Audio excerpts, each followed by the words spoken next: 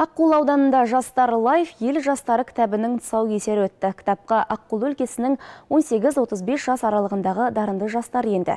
Шараға аудан басшылығы мен кітапқа енген жастар қатысты. Кітапқа түрлі салада нәтижелі жетістікке жеткен ауданның 34 дарынды жастары іріктелген. Лента қию құрметі аудан әкімінің орынбасары Дулат Молдағалиновқа берілді. Бұл бастаманы қолға алған кітапхана ұжымына алғыс білдіре келе, сала мамандарын өткен кәсіби мерекемен құттықтады. Ал ауданның мәдени өміріне үлес қосқан жастарға алғыс хаттар табыс етілді. Бұл бастама өскелең ұрпаққа мол үлгі, аудан жастарына зор мақтаныш.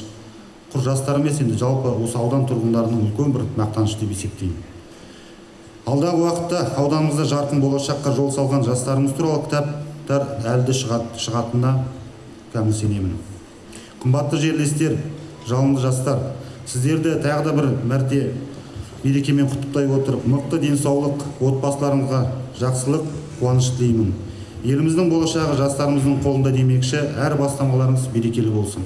Жастар лайф ел жастары кітабының жарық көруіне ұйытқы болған Аққулы ауданы орталықтандырылған кітапхана жүйесінің басшысы Дарико Табулова. Ең бірінші мақсатымыз біздің жастарымызды елге таныту. Өйткені біздің ауданымызда өте көп талант, өздеріңіз көріп отырсыздар. Жас талантты әншілер, спортшылар, және де кітап жазуда енді біздің жастардың өте қолдан жақсы келеді деп ойлаймын. Сондықтан енді осы балапандарымызды, осы жастарымызды елге көрсетейік деп едік. Идеям енді осы жобаның өзімдікі облыстық кітапхана жобасы аясында барлық кітапханашылар жүйесінің ішінде енді біздің кітапхана осы жобаны ұсынып отыр.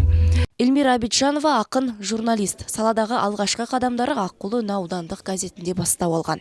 Кезінде қалыптасуыма тұлға болып, сосын облыстық деңгейде танылуыма осы ауданның бірден бір қолдауы жерлестерімнің әсер етті. Сосын туған жерге деген сүйіспеншілігім бүгін енді келіп отырған жайымыз да сол ғой. Сондықтан мұғалімдеріме, жалпы жерлестеріме алғыс, бүгінгі күннің шарасын ұйымдастырушыларына бәріне. Бүгінде Аққулыда өсіп өнген жастар елорда сахналарын бағындыруда. Солардың бірі Қорғаныс министрлігі орталық ансамблінің солисі Елдана Габерман. Ұлттық мереке күні елорданың төрінде өнер көрсеткен ол туған жерге асыға келген. Астанадағы жауапты қызметіне қарамастан қолы тиген сәтте ат ізін құрғатпай Аққулыға жиі келіп тұрады.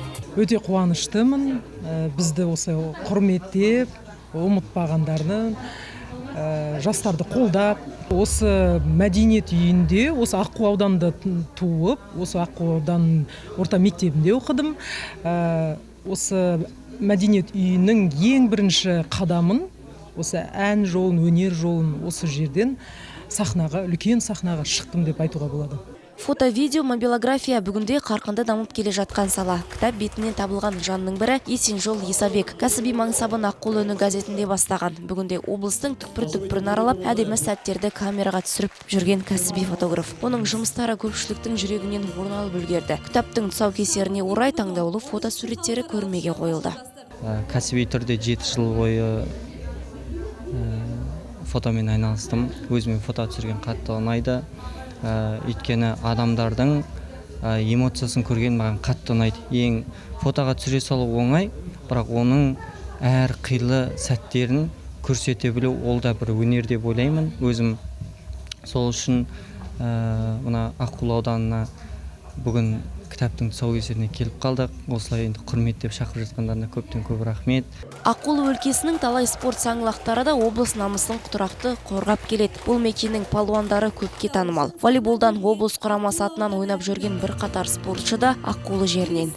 Кітапқа еніп отырғанымызға, тарихта қалып жатқанымызға өте қуаныштымын.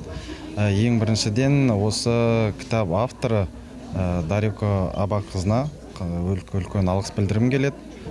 Сол кісінің ұжымына алғыс білдіргім келеді, осы кітапхананың ұжымына. Және осы кітапқа атсалысқан барлық адамдардың барлығына алғыс білдіремін. Кітапхана басшылығы келер жылы бұл бастаманы жалғастыруды жоспарға алған. Себебі ауданда өніп өскен дарынды жастар аз емес. Енді бұл жоба дәстүрлі сипат алу бек мүмкін. Ақмаржан Қалымбек, Евгений Олейник, ертіс ақпарат, Аққулы ауданынан.